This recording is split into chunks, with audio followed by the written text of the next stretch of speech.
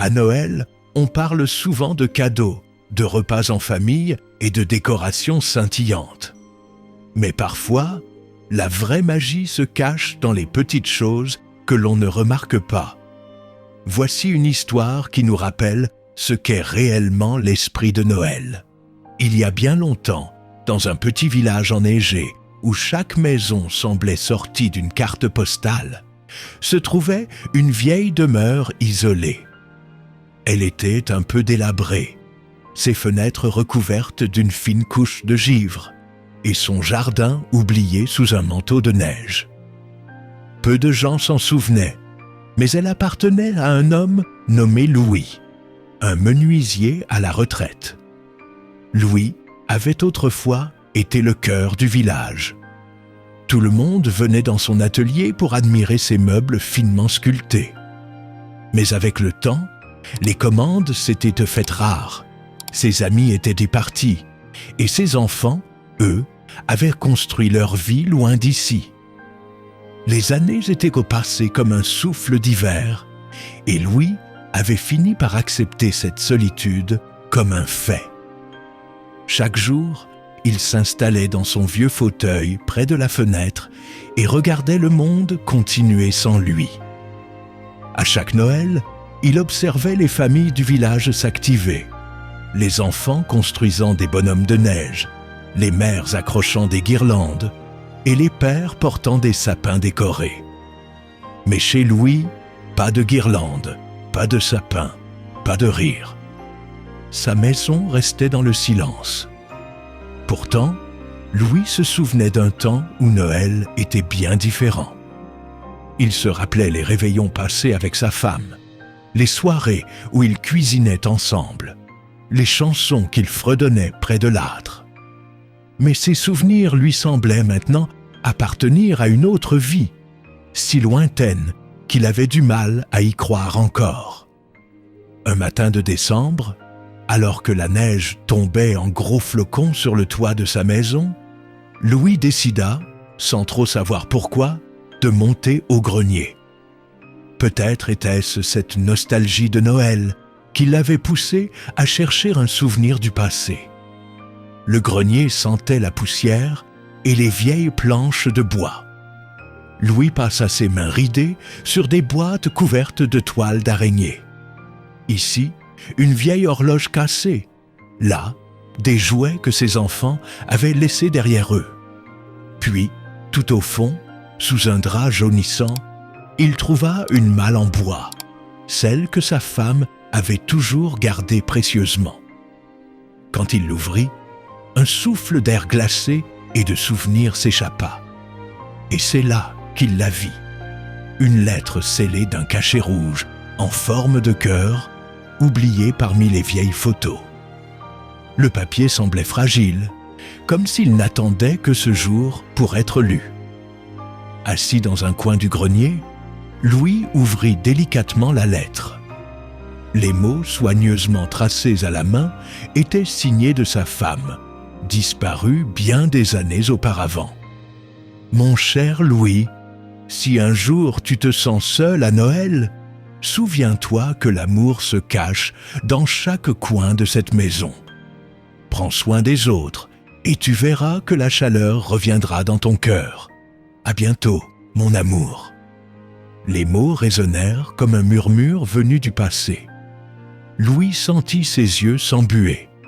Combien de temps avait-il passé dans cette solitude sans jamais essayer d'y mettre fin? Ce soir-là, il resta longtemps assis dans son grenier, la lettre posée contre son cœur. Le lendemain, inspiré par les mots de sa femme, Louis se rendit dans son atelier pour la première fois depuis des années. Il se mit au travail comme il le faisait autrefois. Le bruit des outils résonna bientôt dans toute la maison. Le martèlement du marteau, la mélodie douce de la scie et le frottement délicat du papier de verre. Les jours suivants, les villageois entendirent ce vacarme inhabituel et jetèrent des regards curieux vers la maison du vieil homme. Les rumeurs allèrent bon train. « Mais que fabrique-t-il à son âge ?» Est-ce qu'il va bien? Ce que Louis préparait, personne ne pouvait le deviner. À force de patience et d'amour, il sculpta de ses mains des jouets en bois, des chevaux à bascule, des poupées articulées et des trains miniatures. Il passa même une journée entière à cuisiner des biscuits à la cannelle, en suivant une recette griffonnée par sa femme des années plus tôt. À la veille de Noël, il emballa chaque cadeau dans de petites boîtes décorées, y glissa une bougie qu'il avait fabriquée lui-même et chargea le tout dans un vieux traîneau. Louis passa aussi du temps à écrire des messages personnalisés. Sur chaque mot, il inscrivit une phrase d'encouragement ou un souhait sincère pour les familles du village. Il espérait que ces mots apporteraient un peu de chaleur à ceux qui en avaient besoin. Cette nuit-là, alors que les villageois dînaient en famille et que la neige continuait de tomber, Louis marcha dans le froid, tirant son traîneau derrière lui. À chaque maison, il s'arrêtait discrètement, déposait une petite boîte sur le pas de la porte, puis repartait sans un bruit. Les familles ouvrirent la porte, intriguées par ce mystérieux cadeau. Les enfants s'écrièrent de joie en découvrant les jouets sculptés. Les parents sourirent en lisant un simple mot laissé dans chaque boîte. « Joyeux Noël, n'oubliez jamais de partager la magie autour de vous. Votre voisin Louis. » Les villageois furent émus par ces gestes inattendus. Certains se souvenaient des jouets que Louis fabriquait autrefois. D'autres se réjouirent de voir que quelqu'un pensait encore à eux dans un monde parfois trop occupé. Le matin de Noël, alors que Louis s'apprêtait à boire son café comme d'habitude, un bruit inattendu retentit dehors. Quand il ouvrit la porte, il en resta bouche bée. Tout le village était là, rassemblé dans son jardin. Les enfants riaient, les adultes souriaient, et au centre du groupe, un énorme sapin décoré trônait dans la neige. Une femme s'avança et dit « Louis, c'est à notre tour de te remercier.